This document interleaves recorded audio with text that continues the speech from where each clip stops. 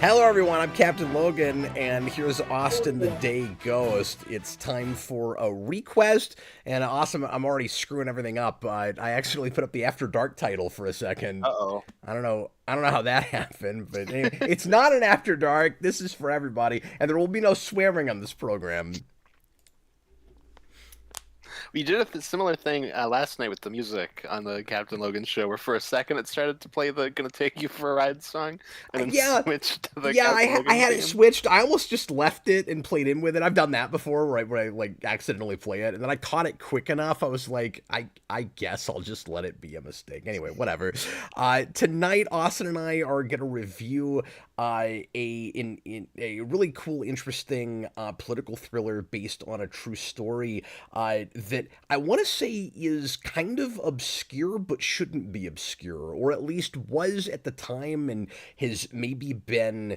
Like more appreciated now, and people have gone back to it. Austin, it didn't do well. Nobody paid any attention to it, and that's an absolute crying shame. But today we're going to talk about The Insider, which stars Russell Crowe and Al Pacino. And a ton of other people, Yeah, including at all. including It's a big cast. including Southern Dumbledore, which was really Yeah, I amusing. had that for a split second. I was like, that can't be who that is. And then I just kept watching his performance, and I was like, no, that's absolutely who that is. There's also an actor that increasingly I've been seeing in random movies from this period. I don't know if it's just like stuff that's been requested lately or stuff I've watched on my own. I can't remember what else. There's like a couple other movies recently that I've seen with this actor who's in a Star Trek Voyager episode called Relativity, where he plays an evil starship captain from the 29th century. And he's the guy in the courtroom in this Austin that's got that really kick-ass like sit down and stop talking. I'm gonna question my this person's speech. I didn't know that guy could act like that. That was freaking awesome. I was like, oh, he's got chops. I've never seen him do anything like this.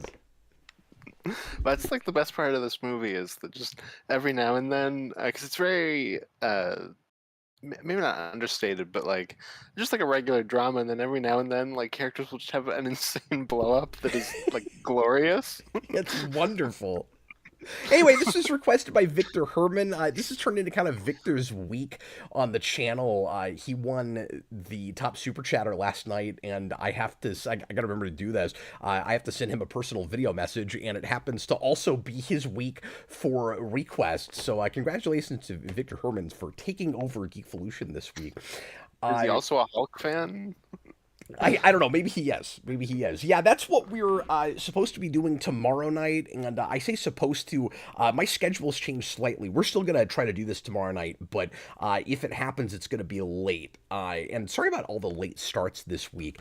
But we may not be able to get started until 11 o'clock tomorrow night. So if you have to watch it after the fact, we certainly understand and appreciate you looking at it. But we're going to do our level best to still make this happen this week. And then just so folks know what we're doing real quick before we get into this. This will date this review, but next week we're taking off completely.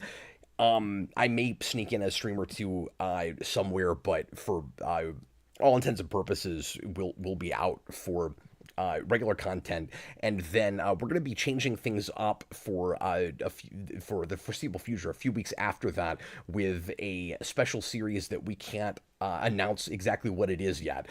People are furious with me, Austin, for not telling them what this is yet, but I You really still haven't I told them really that want it's to make it a Meg Ryan mania yet? no, shh. You're not supposed to. Sorry, God, why'd you have to blow it like that, might Austin? I have to blow it like Look, that? the reason I'm not telling everyone is not because they'll be excited, it's because they won't care. And I figure it'll be easier to, beg for forgiveness than ask permission, okay? No, no. Everyone will be like, "Oh, they're gonna watch every movie starring Meg Ryan." I'll have what they're having. It is in fact not Meg Ryan mania. everybody, and I can almost be absolutely certain with like 99% positivity that the majority of you guys will be really excited about what we're doing. But I mentioned that to say, because of that, unless we can find some way to sneak some in, Austin, we won't have ReQuest for that period either. We're going to be axing all of the regular content for the next month. So essentially, we'll be on hiatus, but we'll be broadcasting constantly, if that makes any sense at all. But we're going to be broadcasting 5 days a week for those 3 days, or for those 3 weeks. So it's going to be difficult to do anything else. But so apologies to folks that have requested stuff. I am going to try to do something cool for the patrons related to that series. And now it's time for a review of The Insider. Austin, would you give us good luck? Can you give us a bit of a synopsis with this? Not the least complex film that we've ever reviewed on this program. But let's see how he does. I love just dropping Austin in the deep end and saying, "Give us." He's so much better at synopsis than I am. That's why I always do that. Okay, based on I think a Variety Fair article, this film is about Vanity Fair. You just combined two publications. What did I say? You said Did I say Variety Fair. Yeah, that's not a thing. I meant Vanity Fair, but yes, I did just. It is. Them. It's based on a Vanity Fair article. What was that called? The Man Who Knew Too Much. The Man Who Knew Too Much, which would have been a good title for this film. I think that isn't that already a movie. Well, sure, but you can have movies with the. Yeah, it's probably smart that they didn't use that title. But... It might have made more money though. They're like, oh, they remade that. Yeah, this movie. Let me say this real quick. This movie is like the positive end of everything that's wrong with the commercial nature of Hollywood, right? Like, like I don't mind just coming right out and saying how good I think this movie is. Like, I think this is the kind of movie, Austin, that does everything right and just has no chance. Mm-hmm. Yeah, I mean it's. Absolutely. Like it's really sad. It's like, how exactly do you sell this for a big enough audience to get your return on it? It seemed like it was kind of the wrong place and wrong time in a lot of ways. It should have been a much bigger deal than it was. It's kind of sad. It was nominated for 9 Oscars and won none of them. What is happening? Yeah.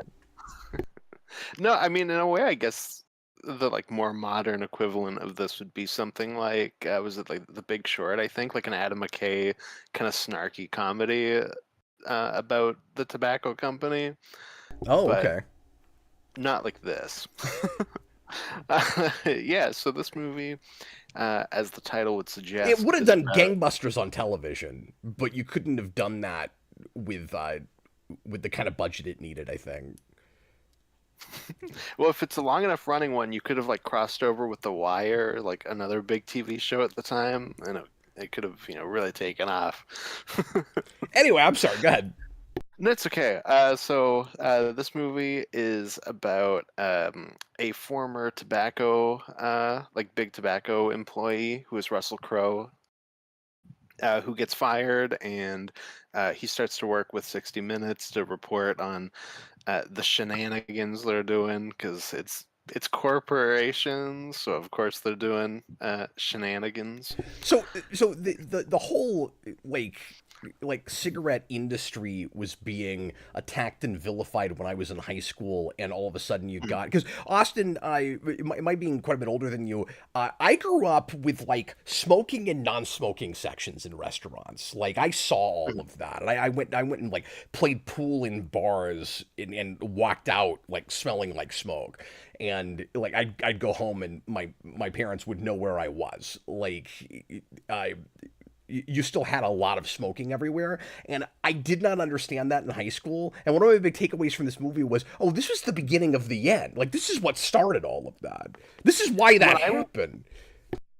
Because obviously I didn't live through that inside, with the exception of people's houses, but I lived through that outside, where like suddenly it became an issue, and it became the like, here's the Oh, designated smoking areas outside, which I remember being like, oh, like that's weird.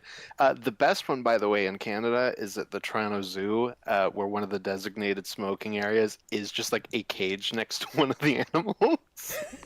And it's like, this is where the good smokers lord. go, and it's like, that's actually really funny. But I felt like I was learning a lot about history I lived through that I wasn't paying close enough attention to. Hmm. Yeah, and I feel like, because like you said, a lot of this is before my time. I do feel like I've experienced some of this stuff just through media, like seeing a lot of stuff Oh, that's of course, yeah. tackling this in the specific era. Well, I didn't mean to be like you idiot. You didn't know anything. I'm just saying like that was the thing No, no, I know. that was surprising to me when I was like in high school and graduating high school. I was like, why is everything changing so rapidly? Like, why now? Well, like for you, it was you were seeing the beginning of the end, while my childhood was the end. Like it was straight up that those final days, if you will, the last days of Krypton. uh, like I feel like I'm probably like in the last generation of 13-year-olds that are like smoking in the alley next to the school. But I was gonna say that um, the difference is Krypton was a good thing and it was sad it exploded, but it depends on the continuity. There's a lot of exactly, Kryptons that yeah. are real corrupt and messed up, and Mhm. it's a cautionary tale. It explodes because it deserves to. Just like smoking, yeah. Yeah, Sometimes it's exactly. cool that it went away. Sometimes it's not cool that it went away. Yeah, you've got like big tobacco, you have big kryptonite, you know. Mhm. Exactly. And by big kryptonite, you of course mean the kryptonite that specifically makes Superman big. Anyway, we digress. Go ahead. But yeah, and then you get like a movie about trying to bring down, or maybe not exactly bring down, but kind of expose the tobacco industry. But they have all the monies, so they're gonna come down and take out Russell Crowe, who has a NDA signed. Yeah, I guess that would be like an NDA, right? Like the confidential thing. Yeah, it's essentially the same thing. Yeah, I don't think it's the exact terminology they use, but I can't It's a remember it. confidentiality agreement, which is not Yes. exactly the same thing as a non-disclosure, but it's Mhm. tantamount to the same thing. You can get sued in the same way. Yeah, exactly. So then it becomes a game of that. And if they go through with it, the tobacco industry can take over CBS, and then they will own Mike Wallace.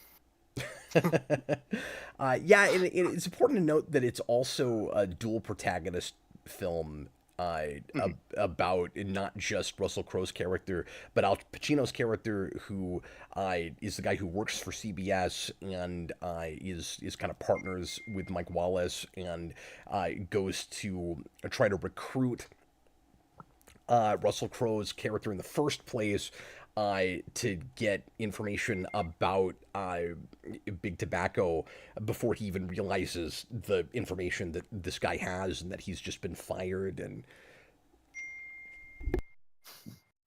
Sorry, what is happening right now? I'm getting a bunch of messages for work. Sorry, it should be done now. Oh, that's all right. Sorry. I don't know why my texts now come through the my computer, and I don't know how to turn that off. It's really annoying.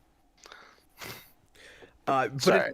But anyway, so it becomes a lot about journalistic integrity and whether you have to cave to bullies or if you should risk your life and your family and your livelihood and your sanity and everything in order to do the right thing and try to help make the world a better place. And there's a nice paralleling character arc between these guys that seems kind of natural just in the real life happenings. where each of them is at heart really a good person that's trying to again have integrity in their field. One of them about health, and the other about journalism, but are at odds with the corporate money they're making and the interests of the companies that they work for, and both of them with this kind of sense of maybe I can change things from the inside out, and is that really the reason I took that job, or is that a justification for making the big bucks that they're giving me? And it's different kind of to varying degrees with each of those guys. Like I think the difference between them is the guy working for Big Tobacco kind of knows what he's getting himself into, and kind of knows he's in the belly of the beast and doesn't like it at all. But for him, it's all about job security with his family. And for the other guy, it's kind of this naivety of, no, I've been doing the same thing I did even when I was working for independent media. Mm-hmm. Yeah, exactly. It's the type of journalism that we all want to see and don't get to see very often. Like, we're going to fight for the truth. Well, you know, in irony that I see in this movie, and this is going to be a tough one to talk about without getting into real life politics, because of course it is a political film, and this is going to be one of those examples, Austin, that I can use in my defense whenever anybody goes, "Oh, Cap just doesn't like things that are political." Because I adored this overall. Like, I thought this was really good. And yes, it's a political thriller. That's the genre. That's what it's about. And it's got a really great command of storytelling. And it to what little I know now, and I wish I'd had more time to research. I had to watch this really just before we started, which is why. I mean, like minutes before we got on the call. Usually, I've got a little bit of time right after to do a little bit of reading, and I wasn't able to do too much of that tonight. But anyway, based on what little I know, the places where this movie kind of deviates for dramatic effect is kind of fair just to make a movie. And it does a thing that I have a lot of respect for. I was going to mention that, yes. Which is when you get to the very end, I will very often complain with a based on a true story film or a biopic, and this is going to be up there in my biopic list now. I usually complain about the blurbs at the end on Black that say, and then a few years later, this person is doing this, and this person died, and this person is living quietly in Florida, and whatever it is, and that often irritates me because it kind of pretends like what you just saw were real events. Like, these are what these people are doing. And I'm like, well, the people I saw are not exactly the real people. So you have to be a little bit more upfront about it. Even if you say based on a true story, when you come out and say that at the end, it almost feels like you're dashing your own credibility. And not always, but often. And when you get to the end of this, it starts to do that, and it says where everybody is at the end, and then I think the last thing it says is we took creative license for, and I've seen creative license before, and that's not exactly what it says. What I had never seen, I don't think, Austin, is it says it makes changes for dramatic effect, and I was like, that's awesome. So I think the ones that say like this is where they are now is after that. I think that is the first thing it says. Oh, I thought that was right at the end. No, I think that's the first thing, and it's even better than what you're saying, Cap, because it's like, dramatic effect, and then it goes, this specific example in the movie, we don't know, but like that's right. That's just how you make you're a movie. Right. You're right. So it wasn't right at the end. I have so much respect for the fact that they just went here. There's this one scene in the movie. Yeah, we can't tell you if that's real or not. But yeah, they give you a specific thing. They say movie. Well, and I love how specific they are, because what they tell you is there were death threats. Yes. To they just don't know Russell Crowe's character, but and it's heavily implied that they think that the tobacco company was to blame, and so do I.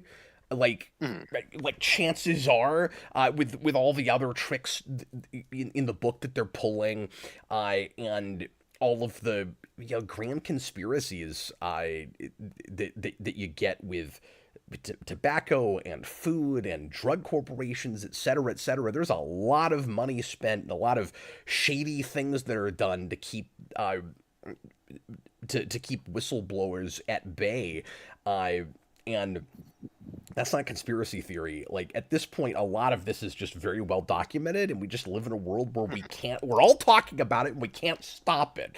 Any of it, whether you're talking about, and like, again, it's hard not to get the food companies are run by, what used to be the tobacco companies now. And like these same people that are behind this, are behind a lot of this stuff that I've looked into. And part of that's because I wrote a book about food years ago.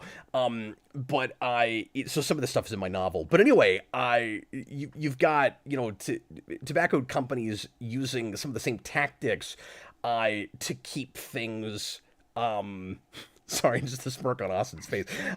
To make things addictive that we do with tobacco, and that they talk about in this movie. In fact, I like just doing some of the same things to us with food. So anyway, this is all like well documented at this point, and I don't know where I was going with that, but And it's George messed up, Bush and doesn't care about that's what black the movie's people. about.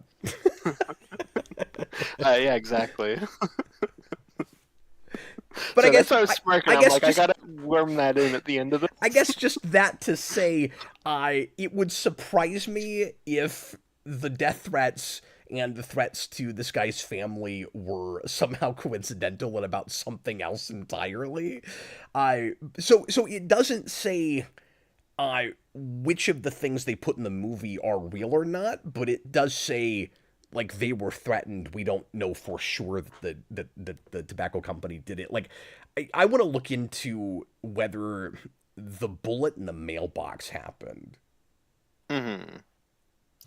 Yeah, who knows? I feel like that's something that you hear like pretty often, so I wouldn't be surprised. My favorite thing, just kind of doing And like a but brief. crazy, sorry, but crazy at the exact same time as the Unabomber bombers happening. Yeah, that's true. And they Yeah. bring that up. I Sorry, we're jumping Mhm. around, but one thing I No, that's okay. really liked was the subtle. There's a lot of nice subtle stuff in this. The subtle kind of mentions of other big high profile cases that are, taking over the airwaves and kind of eclipsing this. Yeah, like the OJ trial comes up. Yeah, but just Hmm. visually, you just see it on our newspaper. Like, nobody talks about it. And then right Hmm. at the end, you have a thing with a Unabomber that I think is kind of implying this. What's happening here with the whistleblower with big tobacco is huge news, but it won't be in like a day and a half. That, like, it's about to be completely eclipsed. No, I think so too. And I mean, judging by the fact that I don't really hear the story come up very often, I imagine that's exactly what happened. Yeah. Um. Yeah. Did this strike you as a thing that there is, like enough of a real story in, or that you would have to do a lot of embellishing to make it like exciting and engaging to an audience? Because I'm not 100% sure just how much of it is embellished on. Hmm. Yeah, it's hard to say. Just how much it is embellished, but I think the story here is definitely a good one. My favorite quote, though, from that, like, how accurate is it thing, was Mike Wallace himself. I don't know if you saw this. His quote on it was that it is two-thirds incredibly I accurate, did see and the that. thing that's not accurate is his portrayal, which is what everyone says when they're talking about a biopic that makes them look like an asshole. Yeah, I would just have to do more research to see if I buy what he's saying there, where he says, because what's curious is he says, he doesn't like the idea that it would take him that long to side against CBS corporate. CBS. And Mhm. then my response is, okay, how long did it take you though? Like, Mhm. because his quote on it, I kind of like it's a real tactical kind of quote, right? Like it kind of Mhm. suggests that there is some truth on he wasn't backing his friend right away, and he was caving to corporate for at least some amount of time. Mhm. But I don't know. Yeah, But if it wasn't at all, he should have been like, well, no, I told them to go to hell right away. Mhm. And like they just made it impossible somehow for whatever reason for me to do what I wanted to in the program. Because remember, he's the host of 60 Minutes, Mhm. which means when he gets on and they do the like half measure show that talks about big tobacco but can't name the corporation, can't show the interview that they got with Russell Crowe's character. He has to come on and say, yeah, they've got us in a vice, so we're doing the best we can, but like CBS corporate has told us we can't talk about this. You'd think that if in the first place he was against all of that, he would have gritted his teeth harder and would have had a hard time getting through that. So I don't know. I want to do a little bit of research on that, and I kind of want to go watch that episode of 60 Minutes and just see what his affect is. Mhm. I'd like to know that. Do you ever do that, Austin, when you watch a like based on a true story kind of thing that actually dramatizes footage that was on television and go like compare them and see what Yeah. the actual television broadcast was? Because I did that with Frost Nixon and it's fascinating. Mhm. No, I've absolutely done that. It's always funny to me because I find that's often when you can see kind of how exaggerated performances are when you're not really thinking about it in the moment while watching a movie. Yeah. Like when you actually go and watch what they're recreating, that's when you go like, oh, they're picking up on like little moments and stuff and like making a grand gesture out of it. Like you get a lot of stuff like that, which I always Yeah, find and that's amusing. fair because it's a movie and we're all trying. No, of That's the thing is course. you have to balance like telling a story, being entertaining, and also like getting at the point you're trying to get at, and find that balance between like historical accuracy and making in entertainment, right? Like with a thing like this, it's maybe I've made this point before, but with a thing like this, it's kind of like that story-driven video game problem, where it's like, is it about the gameplay more or less than it's about telling a compelling story, having a compelling narrative? And with something like this, the difficulty is it educational or is it entertainment? Mhm. Yeah, and I mean, I would definitely say it's educational, but like, or not educational, entertainment, Well, but it is like kind of part both, entertainment. Yeah. but grain of salt, you have to go find out what actually happened. But we talked about that with biopics. But again, the difference with this is it comes right out and says we are in entertainment first, Hmm. while Yeah, being exactly. like I don't know. There's so much credibility with this project, partly because it says that, and partly because the whole thing also watches really natural to me through a lot of it. And I had the same thing you did, where like I'm taken aback sometimes when it becomes like a like almost a dramatic stage play, Hmm. and I don't think it's at tonal odds with itself or anything when that happens, but I'll occasionally just be reminded, oh yeah, these are actors giving a dramatic performance, because about 83% of the time I kind of forget I'm not watching a documentary. I don't know if you had that, but like a lot of this just felt really natural and real to me. So Michael Mann's a director that I've been meaning to get into for a while, and I think that's like a big thing that people talk about with him is that he's very naturalistic, which you really get here. Because yeah, you do just kind of get into a flow, and then every now and then you get like really funny blow-ups, which isn't a criticism. Like No, they're so really I entertaining. love them. Uh, And or the like a really bad day for night, and it like to a scene. oh really? I didn't notice that. Yeah, there's a part where Al Pacino's on the beach, and it's like beautiful blue skies behind him, Yeah, just kind of darkened to a navy blue, I didn't really and catch that. That's it's funny. really funny. Yeah. James Egan put in a 7.99 Australian super chat. Thanks for the Mhm. support, man. Have you guys seen the rest of Barry? What did you think? I've not gone back to that series. I'd like to. We both really liked it, but I've not watched any more of it. So I've seen season one twice now, and both times I'm like, I'm gonna plow through, and then I start the first episode of season two, make it like 20 minutes in, and then something comes up, and then I have to turn it off, and then I never get back to it. Thank you for reminding us about that, though, because I would like to see more of that. I'd probably have to start over at this point, but we only watched 3 or 4 episodes. Hmm. Yeah, no, I mean, I love that first season, so I need to finish it. What did you think of the pacing and the length of this? It's not a short movie. Like, it really takes its time. Yeah, and I think it feels really long. Like, I would argue it maybe even feels longer than it actually is, but I don't feel that in a negative way. Like, Yeah, isn't that weird? I got to mhm, the end of it and I felt like I sat there for a long time, like it felt like a season of television. But usually when I would say that, like you said, it would be a complaint. mhm. But in this case, I was kind of marveling at just like how much it accomplished and how much it like wrapped me up in it. I Yeah, because I'm never disengaged. I feel the length, and I don't think it's an issue. And we talk a lot about long movies and like, I think some of that oh, is the does it? tension of it. I think you're supposed to Yeah, feel the length of it, of y- at least certain parts of it where yeah. it's supposed to feel and I don't mean that like watching the movie is tedious, but you're supposed to feel the tedium of Russell Crowe's character in like waiting for things to happen and being worried that his world's about to fall apart. And like first it's Mhm. they might try to hurt me or kill me or do something to my family, and then it's will CBS even air the footage, and will my wife understand why I'm doing this? And then it's, oh God, is she gonna leave me? And then she leaves him, and then it's back to, is any of this ever gonna be worth it? When are they gonna air the footage?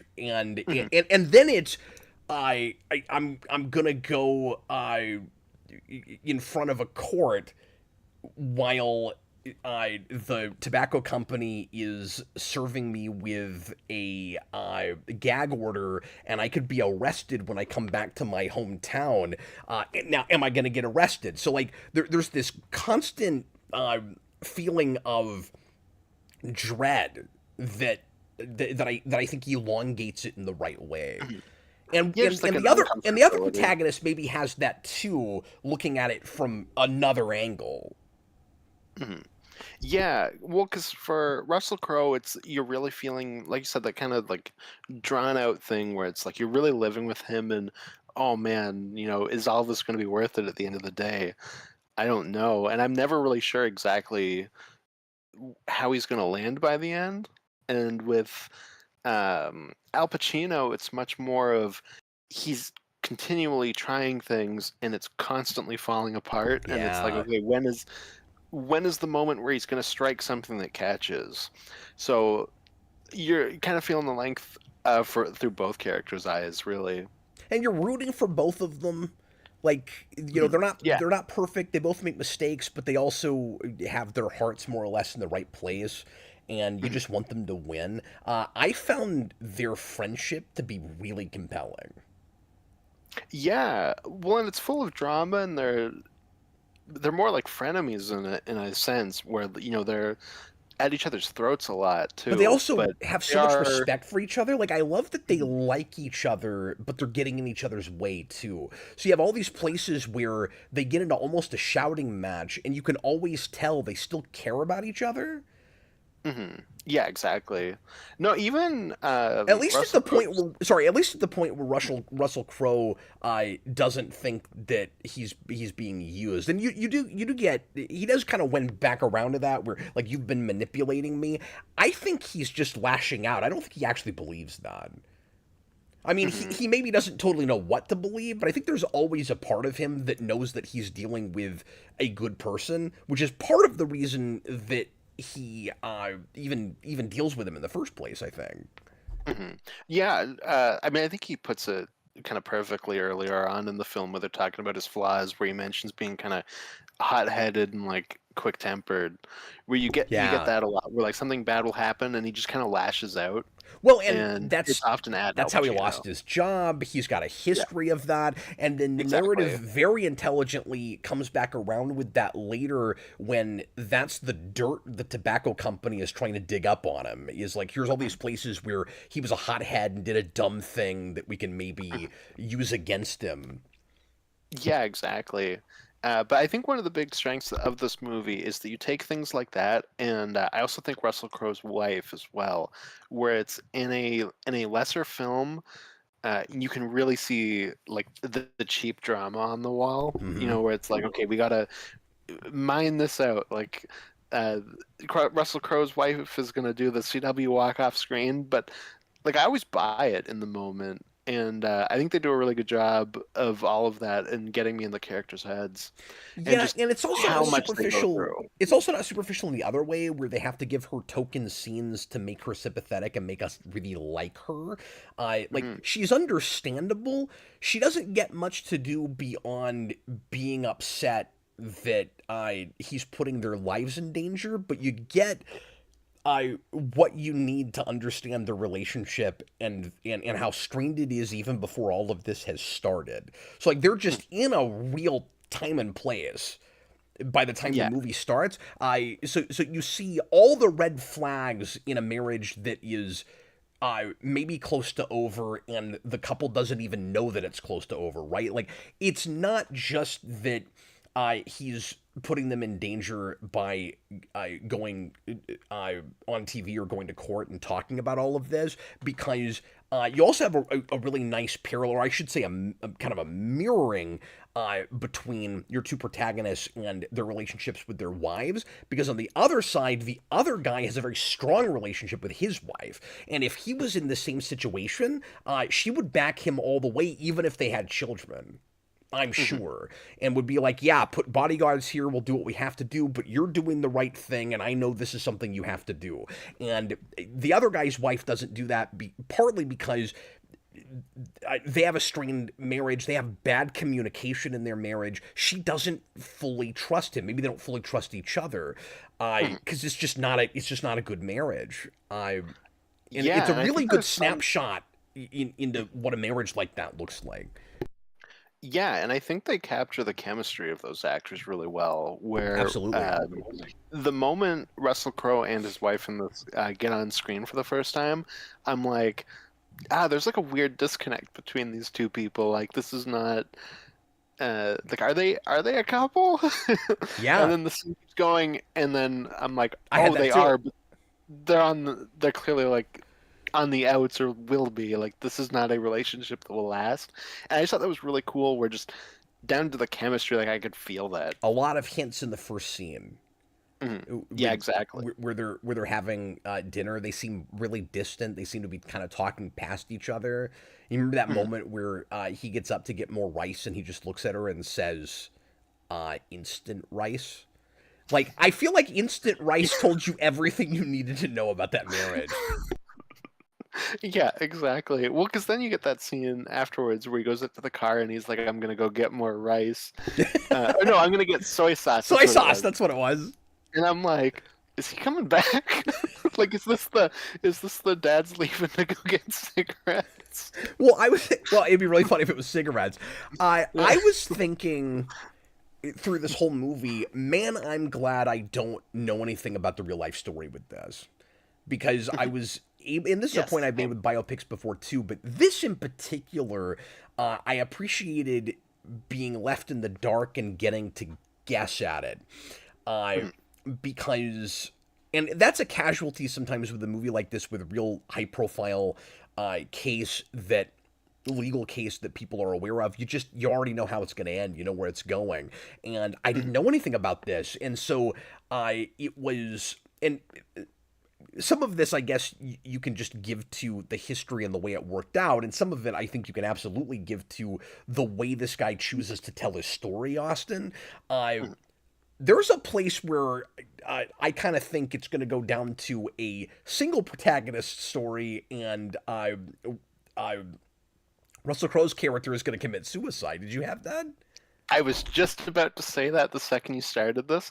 Uh, it's I think it's the scene where Al Pacino's on the beach and it's day for night, and he's screaming at I think the bodyguard where he's like, "You need to tell him to pick up the effing phone," Yes. and it's Russell Crowe and he's sitting there on the bed just And they're showing completely behind his defeated. head at first, and I was like, "Oh, he's dead." And then I thought maybe he killed himself or slashed his wrist or something, or like shot himself something. And then the camera turns around to like side profile and then to the front of him, and yeah, he's just acting kind of catatonic. He's just staring off into Yeah, space. and the background like fades off, and you're seeing like memories of his kids in the background, and Yeah, that was I'm like, great. oh, this is it. And right before that, you see him writing something, but you don't see what it is, and I'm like, Is that this suicide this is note? it. Yeah, this is it. I Yeah, a lot of really nice, simple camera tricks to get us in characters' heads in this.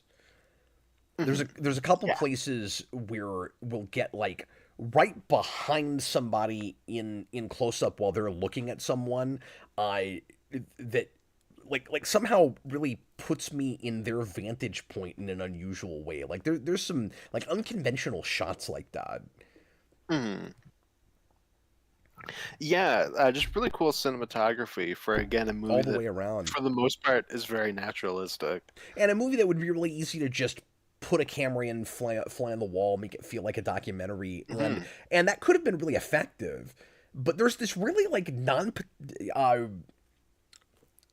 uh, pretentious, like not sorry, non pretentious uh, artistry to this movie. Where like Mhm. while I'm watching it, I'm not constantly thinking like, "Wow, this is a gorgeous masterpiece." But we get further in, and I'm thinking back as I'm watching it, and I'm going, "Oh yeah, this is a really well made movie." But for the first half hour or so, I'm just like wrapped up in it, and it kind of feels like reality. And then at some point, I snapped out a little bit, and I went, "Oh yeah, this is like a movie, and it's really well, it's really well made." I start thinking about how it's made a little bit. Um, Mhm. but I don't have that experience very often anymore where I get so wrapped up in a thing I forget I'm watching a movie, and I really enjoy that feeling when Mhm. it happens. Yeah, for sure. No, it was a very easy movie to just kind of get lost in and just not let it like wash over you in like in the, I'm not fully paying attention kind of way, but just really get lost in it. You know what I mean? Yeah, the obvious comparison is All the President's Men, which clearly it's looking at, and which the studio was hoping would be like this generation's All the President's Men, which was a big movie when that came out. And again, unfortunately, did not at the box office soar to those heights, even though it's been fondly remembered, and it's got like a 96% on Rotten Tomatoes or something. Uh, Mhm. but I like it better than that movie. I haven't seen All the President's Men in a real long time, but that does have some places that just kind of slog for me. And as long and as again deliberately paced as this is, there's never a place where I'm wanting to fast forward it. Mhm. I don't Yeah, I don't I never think. had that. I will say I think this is like a necessity, but I will say like the last half hour 45 minutes loses Russell Crowe's character, and I was missing him. But that's Yeah, how I that story has to be told. no, I was like questioning it in that like, oh, it does kind of suck that he's gone, but at the same time, there's no real room for him left right now. What does he have to do right now? You'd just be cutting back to Exactly. him moping. There's nothing else for that guy to do. Yeah, I was thinking about it. I'm like, okay, like what does that look like when you're writing the script? Like we just keep cutting back to him, and he's like in the same place. Like, this sucks. My story's not gonna get told. Or you just keep having Like, the same phone argument with him yeah, I'm like, it and would just the be the same CBS scene guy over just and over over. and over again. Yeah. Exactly. Dan Schneider, $5 super chat. Michael Mann was supposed to direct an adaptation of Mark Millar's Nemesis.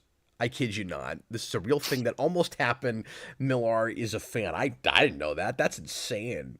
I think I've heard that before. That sounds familiar. I knew there was supposed to be a Nemesis movie at one point, So I and then it wish that kind of had fell through. happened because I Nemesis is not very good, and this guy could have maybe fixed it. I mean, that's what I've heard, like down to the point that when Millar went back to doing Nemesis, what, like 2 years ago, I he didn't know that. Did rebooted. he really? He rebooted. He didn't like make a sequel to He Nemesis. just did another Nemesis? Yeah, yeah. I don't know if it's any better, but Oh, I've so heard he that did. original books are Wait, great. he did the same thing he did with Kick-Ass. I guess, but I think it was more so just like it wasn't the same as Kick-Ass and like, oh, now this person becomes Kick-Ass. I think it was more so um, Oh, okay. taking I've that never, premise and saying, but I've never okay, let's read try it that. again. I thought Kick-Ass was a full-on reboot. Also, is that just somebody else takes the mantle? That one's just somebody else I didn't takes know the that. mantle. I didn't know Yeah, that. I thought that was a different continuity entirely. yeah. No, I think I mean I haven't read the new Kick-Ass books. I know he only did the first one, but I'm pretty sure that's what it is because I think later on they bring in Hit Girl. Yeah, I didn't know that. Dan Schneider Nemesis is the one with the supervillain. To be clear, yeah, I've read it. I've reviewed it actually. And Yes, I remember you not liking it in the day. there were things about it I really admired. If you go back and you look at that, because that's one of my rare scripted comic reviews, and if you go back and watch that review, you will think I'm gonna flip my sign green by the end of it, and I don't. Oh, okay. I I'm remembering that I did that now. But anyway, um, Austin, I'm gonna go as far with this to say, I if you didn't know like any of these actors or anything, and you just sat somebody down and showed them this with no context, a person could almost be led to believe this was made more recently. Like this watches like a now like a period piece, Mhm. because I had to kind of keep reminding myself that this was made in '99. I like in some ways I think it's a little ahead of its time, and you can argue like with music and certain things, it's very of its day, but all of that stuff could be there anyway because of the time it takes place in. Like it only takes place 4 years before the movie is actually made. We're talking about events from 1995, and it's like it really holds up. It watches pretty timeless. I mean, the movie's 25 years old. It doesn't feel it. Mhm. Uh, yeah. I mean, I guess there's like a few movies kind of like this in the '90s. Just kind of like uh drama, like thriller kind of movies.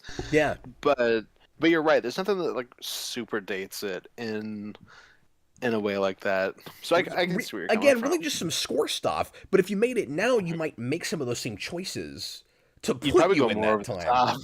Yeah, yeah, you probably would. I don't know if you paid very much attention to music with this, but I thought the score was really interesting. There's a whole section that is either hammered dulcimer or just acoustic guitar with something else under it. I wasn't sure. That really jumped out to me, and I thought was kind of lovely and eerie all at the same time. But yeah, I really Yeah. like the soundtrack a lot. Yeah, the score was jumping out at me here and there, and I thought it was pretty good. Which says a lot because score like never jumps out at me during movies. Yeah, So it's uh, unconventional. it's very unconventional. You get some of that like choir stuff, and it's like, oh, this is Yeah, kind of weird, but it's cool. It really works in that scene we were talking about where you're seeing Russell Crowe, and like I said, like the background fades out and stuff. yeah, It it's more ambient in its way. Like it's not scoring yeah. the events that are happening. It's Mhm, like you'll have like a 10-minute piece of music. yeah, exactly. It's almost like classical in a way, Hmm. almost like a Fantasia thing, I guess. Yeah, I loved that choice. I'll also say I came into this knowing nothing. Yeah, I same. didn't even know it was based on a true story until I saw like the blurb on the streaming service. And then that's all Mhm. I knew watching it. So the first 10 minutes, I thought we were watching a completely different kind of movie. Because this opens in the Middle East, and you've got Mike Wallace trying to interview a terrorist leader, and I thought it was going to be all about that stuff. And Mhm. when you look back at it and you know where it's all going, that ends up being a wonderful encapsulation of our I keep forgetting the names of these characters. I keep just calling them by the actors' names. But you have Wygand and Lowell. So the Lowell character, who I guess was a real person. But anyway, It was Al Pacino, by the way, of Father Karras in The Exorcist. yeah, exactly. But I was He's got just gonna that say, exact look.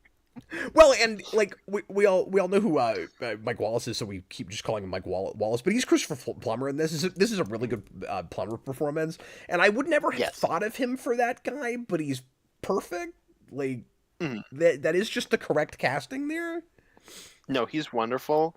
And there was a part with him that is like straight out of Ed Wood and like one of the Bela Lugosi freakouts in that movie, where one I forget it's like one of the corporate people call him Mike, and he's like Mike, Mike, it's Yeah, Mr. that was Wallace. great. That was it's great. so it's so good. But real quick, I was just gonna say I like the point of that opening in in getting up front about the theme of taking risks to your person, to your Mhm. personhood and your health and everything, for the sake of the integrity of your profession, and in the pursuit of truth and everything. I and it's it's funny because like Mike Wallace has an arc in this too, but he's not exactly one of the protagonists. But you can like really track a like in arc and a clear worldview that changes when you get to the end of this, or a worldview that stays the same but he has a lapse, right? So it opens with he is like doing everything he has to do to get a story, and he doesn't back down for anything. And then you get to like with a terrorist, right? And then he is more scared of big tobacco than he is a terrorist in his own country. And he backs down, and then you get to the end, and he goes, "Oh, I was wrong about that." And he comes back around to where he was at the start of the film. But one of the best scenes in the movie is when he explains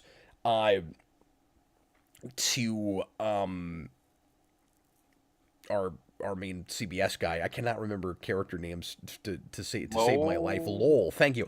When he explains to Lowell that his motivation behind that, where he says he's getting old. There's more days, a lot more days behind than ahead, and he's thinking too much about the last thing he'll be remembered for.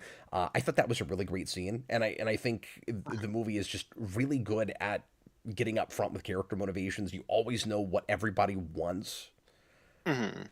Yeah, exactly. They're very easy to track. That opening, um, I like really thought we were in a different movie. I think I mentioned this to you. Recently, I played through the original Modern Warfare games, and the first one of those just straight up takes the opening credits of this movie. So I'm like, oh, we're in like That's a crazy. yeah, we're like you are Al Pacino in that scene, and you're like driving around, and you're like going through the streets, and then you get out of the car and they shoot you. So I'm like, are they gonna shoot this guy? Like, I don't know who this guy in the car is. Like, I guess like the insider thing is gonna be, they're gonna place somebody in with like the Ayatollah's ranks or Yeah, whatever. that's what I And then, thought. yeah, exactly. And then it keeps going, and it's like, oh, okay, no, we were just setting up who this guy is. It's like your cold open where you do like a full like your TV show mystery thing in like your little first scene, and then you have like a full episode after that. Yeah, and And what's cool or I about it guess sounds is like a Bond movie type it's thing. but Is it's what a I mean. wonderful red herring Mhm, thematically because the title fits with what you're watching, and then it's not that movie. mhm. That's super cool. Yeah, because then we get Russell But it Crowe. I'm like, also okay, turns out to be all about what the movie's about. Mm. No, exactly. No, 'cause there's a point where I'm like, okay, Russell Crowe just got fired from his tobacco company. What does this How have to is do with this gonna? anything? Well, no, Yeah, how is this going I'm to like, connect how to? is this skill gonna get him into, uh, Iran? Oh, that's great. That's great. So I'm like, okay, you worked for a tobacco company. That's like the Ayatollah. We're gonna put you into this place. Another idea that came up that this is kind of a more minor point the movie makes, but I wanted to mention it just because it made me think about it. I thought it was real thoughtful and insightful notion, which is the question about whether uh, journalism, like television journalism, real corporate journalism really matters.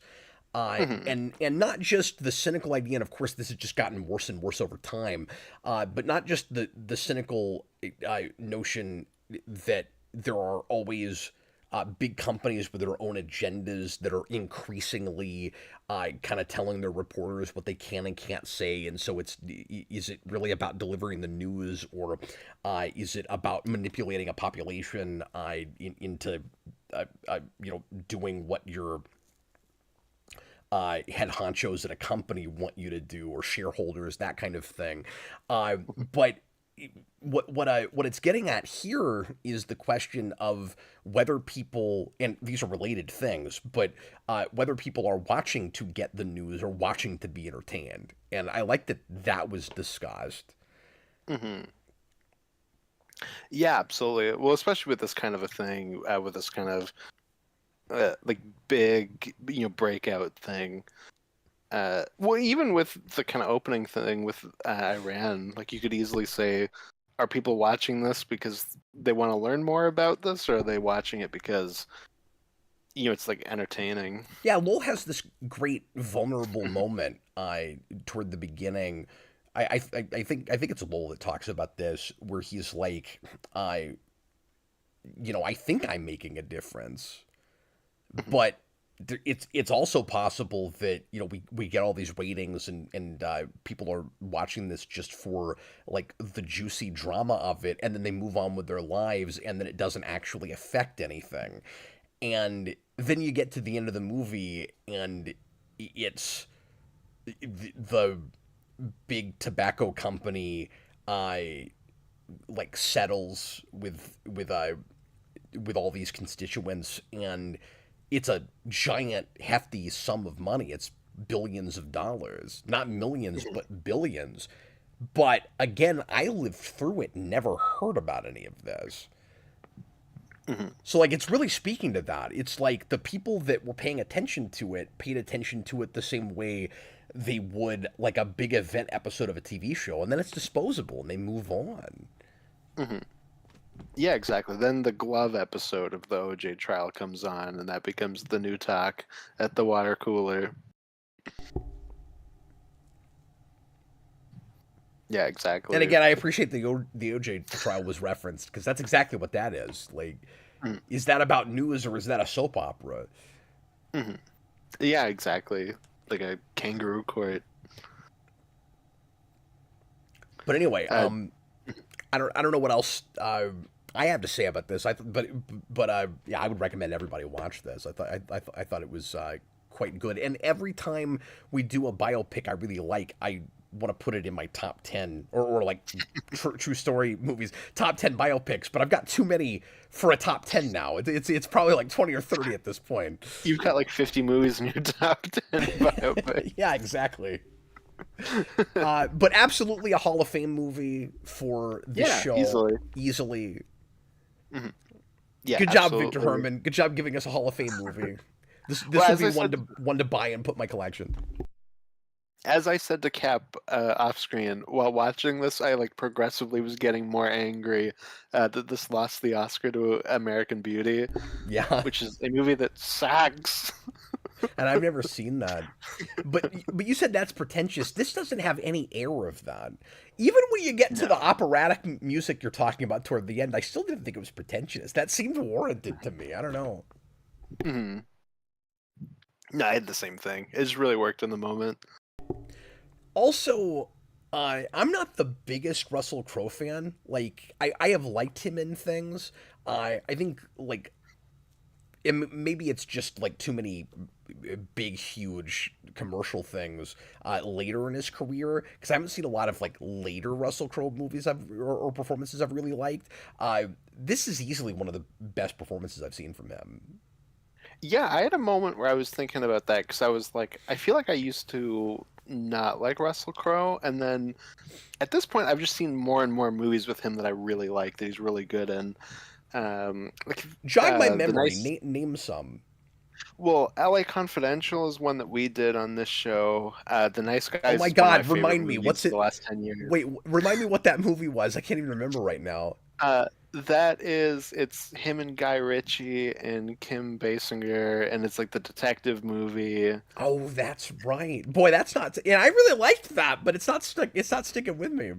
I Mhm. gotta watch that again. Yeah, I can't remember the exact plot, but like I remember really liking that movie.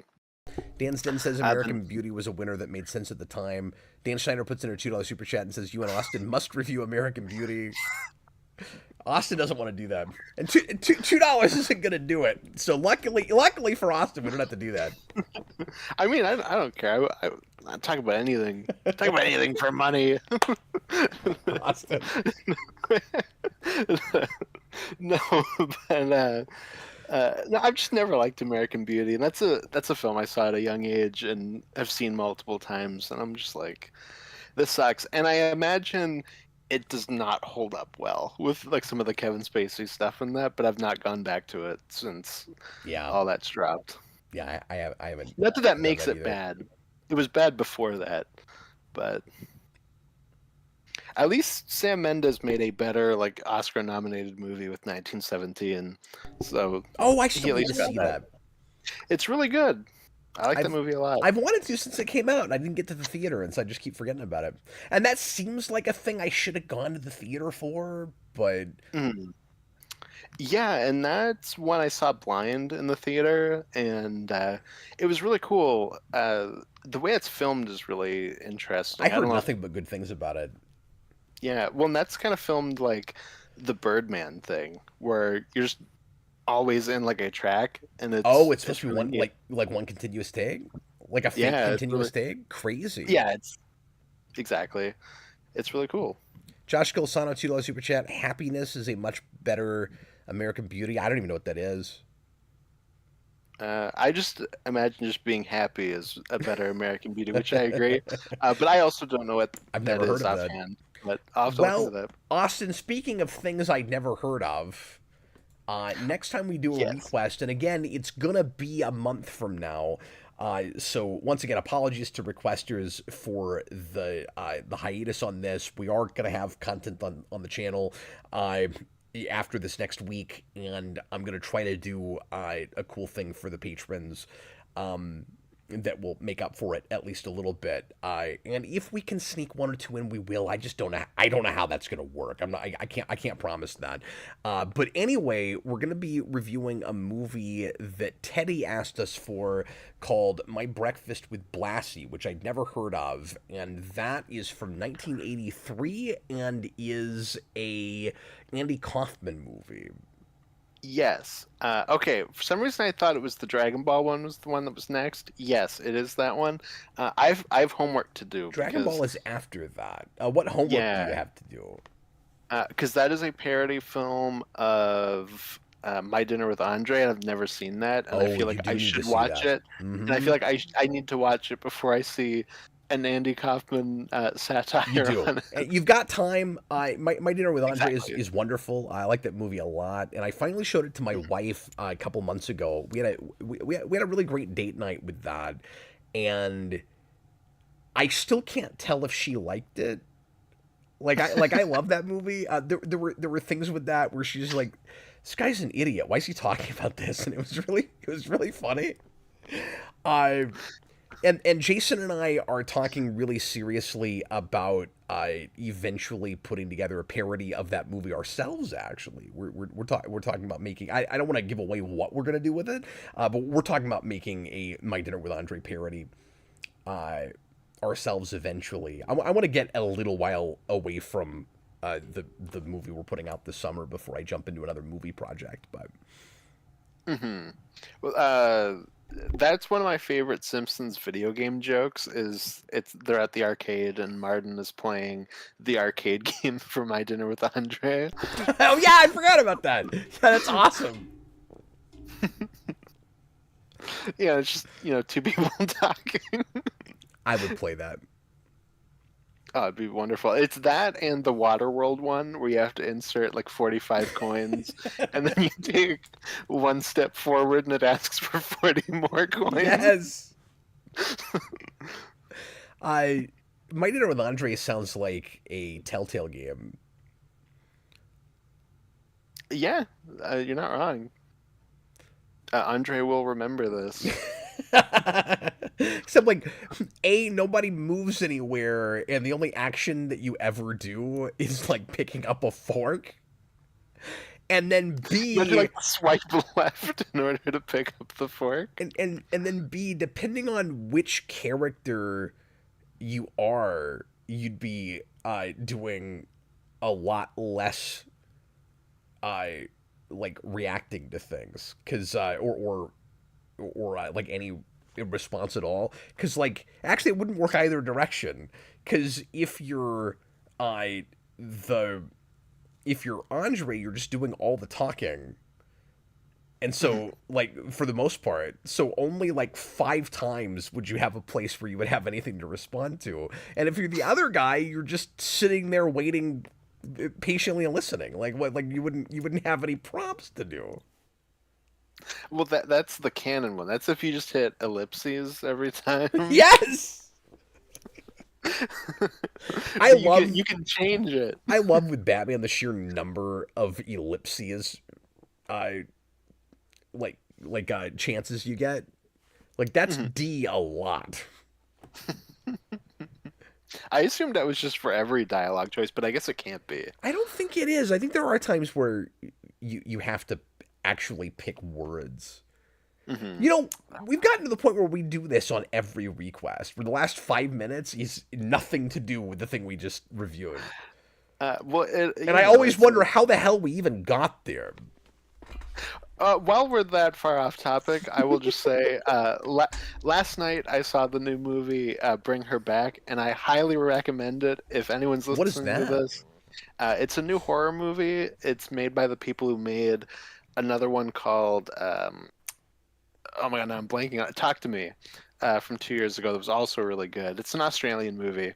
I think they were YouTubers first, and like they kind of broke into the Australian film.